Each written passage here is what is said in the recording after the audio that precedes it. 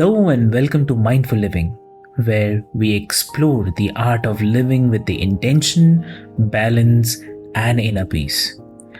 I am Avik, your host, guiding you through conversations on health, meditation, mental well being, mindfulness, and the mind body connection. Each episode features expert insights to help you grow, heal, and thrive. So, take a deep breath, relax, and join us on this journey to a more mindful and fulfilling life. So, let's get started.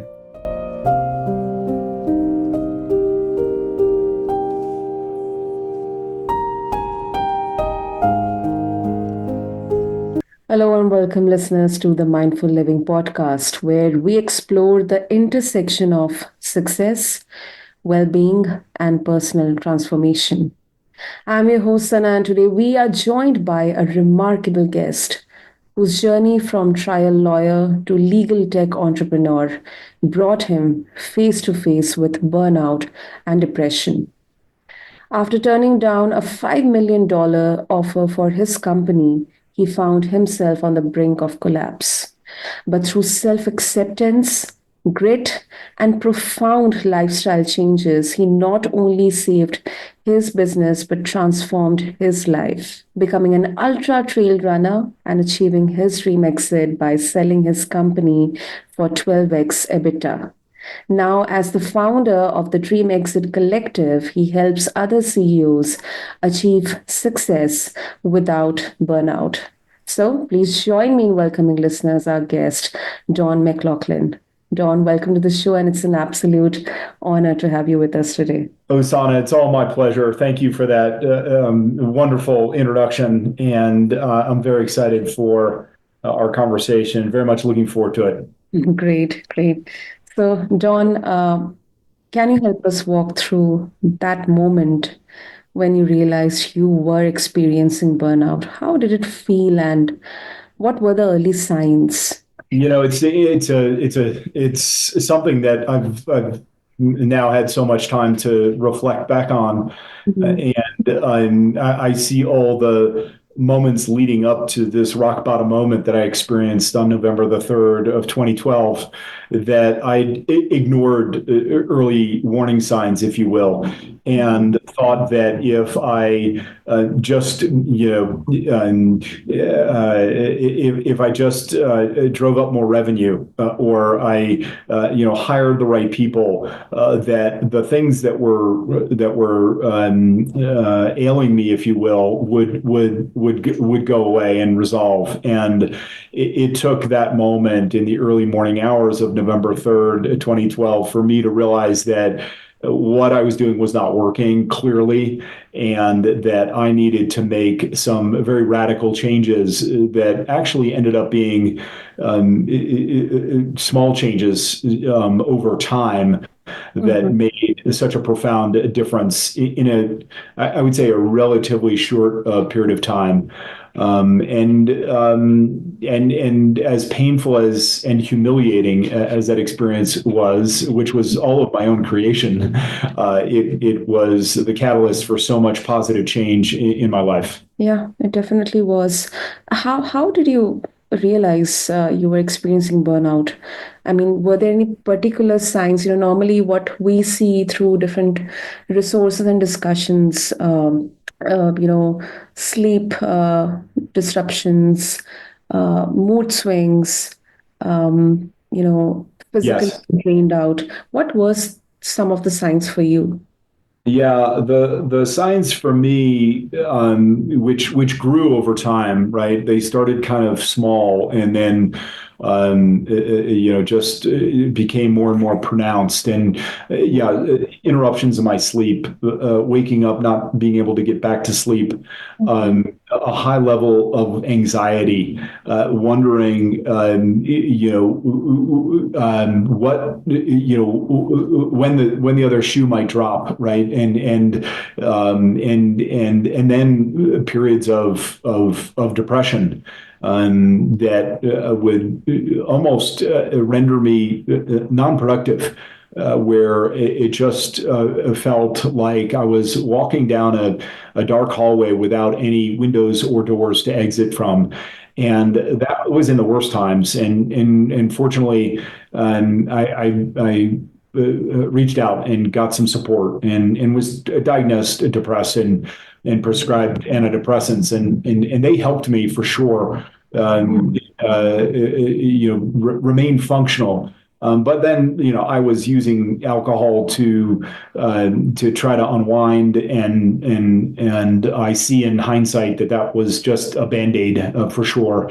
And likewise, then using copious amounts of caffeine to keep me alert during the day. So there was a lot of Band-Aid, happening without me looking at the underlying circumstances in the way I was interacting with my business, the way I was leading it, and the way I was also relating with those that meant the most to me, my partner at the time, my wife, and my family. And it wasn't until, again, I had this rock bottom moment that it was sort of cracked wide open. And I like to describe it as much a combination of grace as it was grit, because I had these profound shifts that happened in the hours after this rock bottom moment that led to me really turning everything upside down in the way I was leading, both in the business, in my family, as a father, and then importantly, the day-to-day of my lifestyle that just I realized needed to become my practice. That was a non-negotiable. Certain things were non-negotiable because I knew what it was like to not live with those practices, and then I started to experience such positive changes when I adopted those practices that to this day remain steadfast for me to adhere by. And that's not to say every single day I'm a 100% compliant, but that by and large, they are my guidelines and guardrails, if you will, for how I live my life. Yeah, I agree with that. And the best takeaway from your journey could be, we often do not associate business owners, entrepreneurs accepting their flaws or accepting that, yes, they are burned out, they need some rest. We often associate business owners, entrepreneurs with hustle culture, grinding throughout the day, just focusing on work and work and work. But accepting it and, seeking help, I think it's one of the most courageous things anyone can do. And you did that. And I think that's the most positive part of your journey. And thank you so much for sharing it with all of us.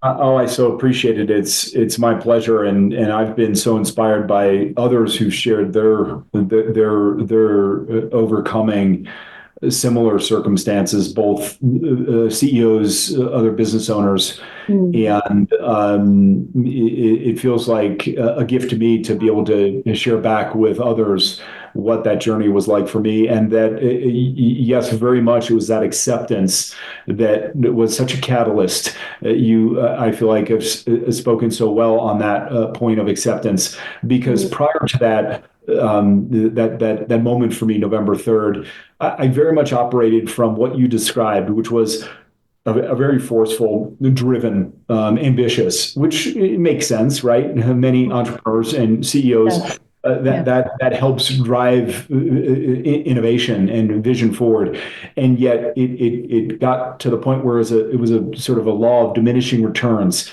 because in hindsight, I'd been gripping the steering wheel of my business so tight that it just drove me to implode in a way. And when I had this experience November 3rd, 2012, this is where that grace comes in. I immediately defaulted to something that just came out of nowhere, which was repeating to myself in that dark place that morning, this mantra about how I loved and accepted myself. And it it came out of nowhere. I couldn't even believe I was saying it to myself. And yet I see that it was the catalyst. I was able to accept everything about myself that had led me to that dark place that extended not just to accepting myself completely, but forgiving myself completely. And I think that opened up the opportunity for me to then really see and appreciate the gifts that were right in front of me. And I didn't need to continue to forcefully try to make things happen, and that I just surrendered in so many ways and let go of this need to have the business be all about me, because I recognized in that very hard moment that actually the business wasn't about me. It was about the service that we were rendering to our customers and clients, and about the team that I was honored to work with in serving. And the business was about that. It was about the service, and that all of a sudden shifted everything from me feeling like the business was me, and the business, and I was the business and the business was me, to instead, Yeah. this is about the service and how can I show up at my best to best serve. Yeah, I agree with that as well. So, Don, turning down a $5 million offer, it is a bold move. It is. What drove you to that decision? And looking back, how did that impact your journey toward burnout? Yeah, it's a great question, and one I've thought a lot about. I would like to, say that it was some, honorable cause that had me turn down that offer, but actually it was the prospect of more. That the business was, accelerating. We had a fantastic solution to a very niche problem that had very high upside and growth potential. And my wife at the time and she had a role in the business. She was general counsel and chief financial officer. We both saw this massive upside, and that's what very much led to turning down that offer. And when I hit this rock bottom moment, and it wasn't too far. It was about a year later that I hit this rock bottom moment.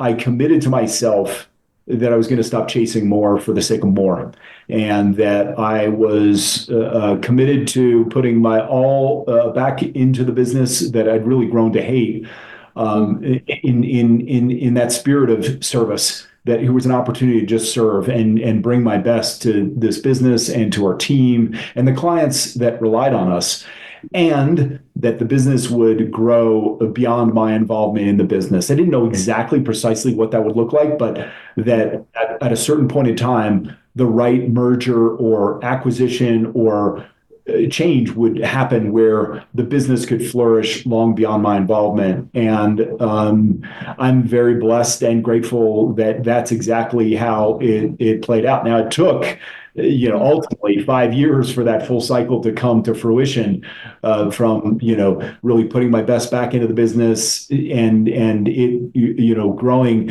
in a much more sustainable, healthy, scalable way, to negotiating a deal after turning down that $5 million offer, and then working through an earnout.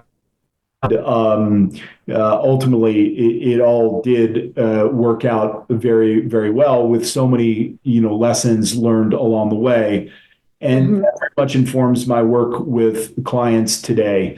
And what I call this simple self-administered CPR. Well, what does that mean? I think we all know what CPR is. It resuscitates somebody, but I say self-administered, and the CPR represents three key three principles: clarity, presence, and resilience. And that's what's really stuck with me and now guides the work that I do with clients. And clarity, because of what I experienced, I wasn't really clear where I was going with the business, my vision for the business, and importantly, my vision for the business beyond my involvement. And that led to me feeling like I was on a treadmill, just chasing more for the sake of more. And so I really encourage practices to slow down to speed up. And what I mean by that is finding more moments of stillness to gain and regain that clarity about who I am when I'm at my best as a leader, who the business is when it's at its best for its customers and clients, what the business most needs from me to realize this vision, and then why is it so important to build a more healthy and sustainable business that can live long beyond my involvement.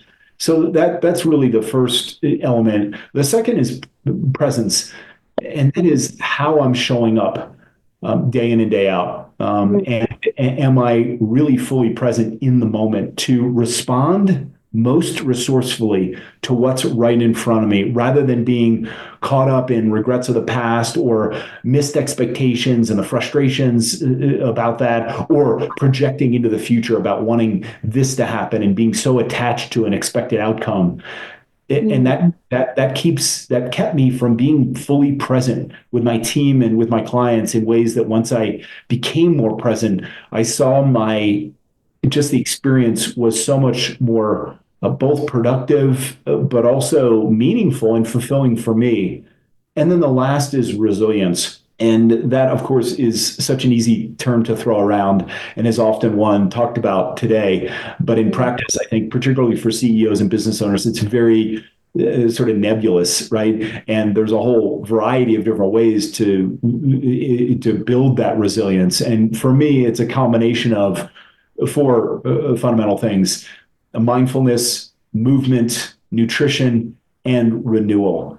And working backwards, renewal is really about how to best renew oneself, but also renewing relationships that are often strained, particularly for who are under immense amounts of pressure and often, working a lot. Renewing our most important relationships is something that, again, painfully, I had to discover how important that was.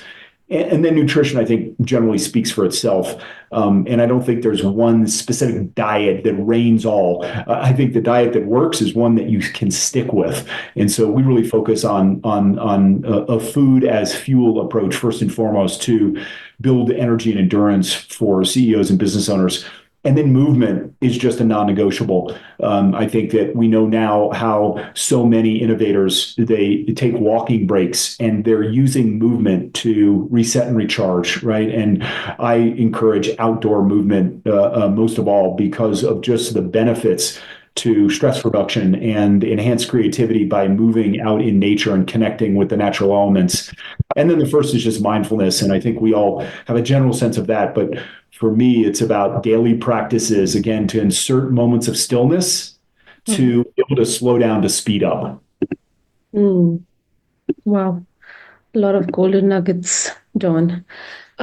So another aspect, I believe, for an entrepreneur or a CEO is balancing family or relationships. So how did your experience with burnout affect your relationships, especially with your family?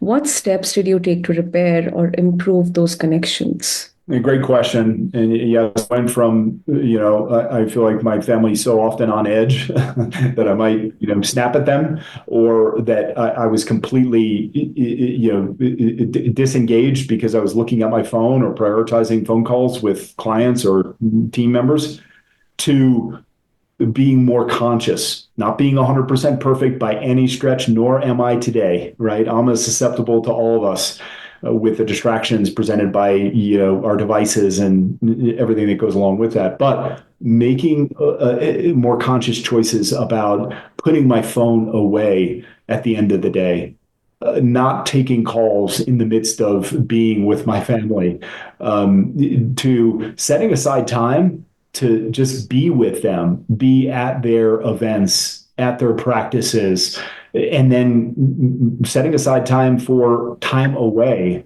and endeavoring to be as disconnected from work as possible when taking that time away. So those were the most significant ways, again, that I aspired to be as present as I could, and know that, if you talk to my family, they would say, yeah, he wasn't 100%, and I'll agree with them on that completely. So it's an ongoing practice, because I think that, again, when you're ambitious and driven, these are deeply ingrained patterns and habits that take a long time in certain respects to completely conquer. Yeah, that totally makes sense. So, as someone who now coaches CEO, Don, what are the most common factors you see that are right now contributing to burnout in high achieving executives? It's a great question, and I'm not certain I have the complete answer by any stretch. And I would say, from my experience, it's a combination of the speed with which everything moves today, right? Enabled by technology. I think all we need to look at is, all the attention around Gen AI and how transformative will be. That's just one example of how technology really accelerates so much. And the volume of information that CEOs and business owners are presented with on a daily basis, I think very much contributes to the exhaustion and the burnout that can be very subtle. You said this at the start of our conversation. I agree with you 100%. It can be very, very subtle. And yet, over time, if unaddressed, those episodes of burnout get deeper and they happen quicker. And they're harder to course correct if unaddressed. And so those are, I think, some of the factors that contribute to burnout. The last one I'll say is that, I think that the state of the world can often feel as if so much is out of our control, right? All we have to look back to is the early 2020, and so many entrepreneurs and CEOs experienced right up front, directly, how so much was out of their control.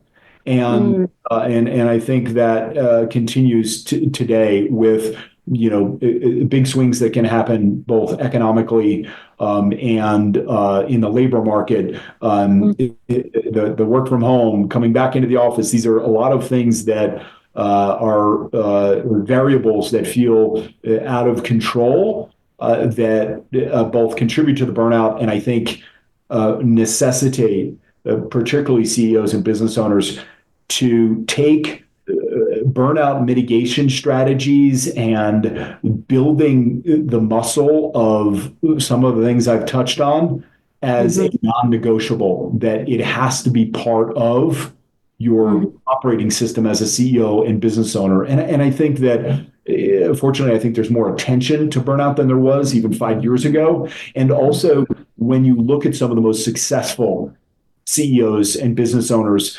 many of them, you can see that they take these practices very seriously. They incorporate them into their lifestyle because I think they know that it puts them into a state of flow on a more regular basis, and they're able to lead far more effectively and do so without burning out or blowing up their personal lives. Yeah, we are seeing that, but some may argue that constant push, especially as you mentioned in today's age, constant push for achievement, scalability, upgrading, and growth, it is essential for success.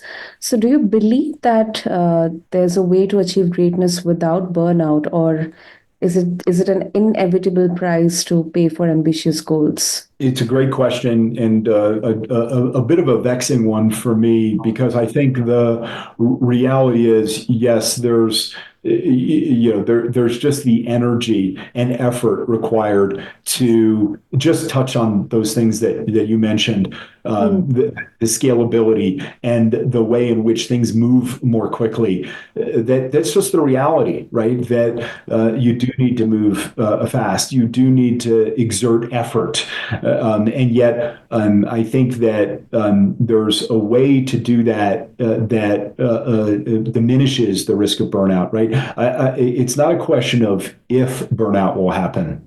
It's a question of when and how you respond to it, because again, the pace at which we operate, you're going to experience burnout. To be told otherwise or believe otherwise, I think is very foolhardy. You just have to accept that these are the conditions within which we operate. And I think recognizing it, naming it, best for how to respond most quickly to stay out of that burnout state, because it's going to result in higher performance and more enjoyment and fulfillment. And I think you only need to look at the studies around the flow to realize that productivity goes way up when individuals are in a state of flow, and that to me is the exact opposite of burnout, right? So I very much work with clients to cultivate those states of high performance flow on a more regular basis. You can't be there all the time, obviously, but just as we see in the world of athletics and the arts world, when people are in flow, they're far more productive, their results go through the roof, and they're able to do so in a way that almost looks effortless. And so I definitely encourage CEOs and business owners to take cues from all that science around flow and their own experience of being in flow in certain moments, whether that's on the tennis court or in some artistic creative endeavor, right? I think we all have that sense of what flow feels like, and try to mimic that in our daily lives as leaders, such that our leadership is then more driven, not so much from force, but instead ease, and prioritizing ease over excitement, right? By grounded, much more measured and methodical approach to leading that has its foundation on daily and weekly practices that again allow us to both slow down and cultivate those states of flow on a much more regular basis. That is absolutely true, and a very honest answer, Don. So before we wrap up, on the flip side, you successfully sold your business for 12x EBITDA after implementing changes in your life and business.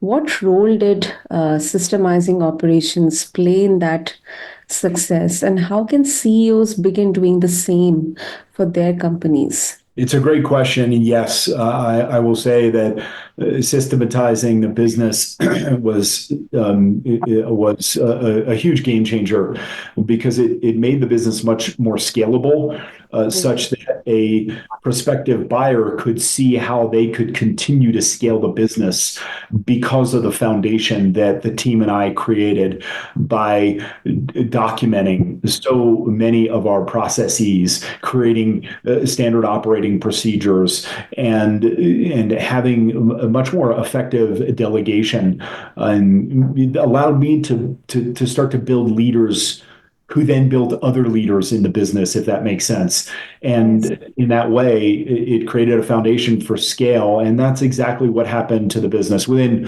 2 years of selling the business, it grew nearly 4x and continued on that same trajectory. And I'm so proud of the work the team and I did to really set that business up to scale in the way it did, to deliver, at higher and higher levels to more and more customers.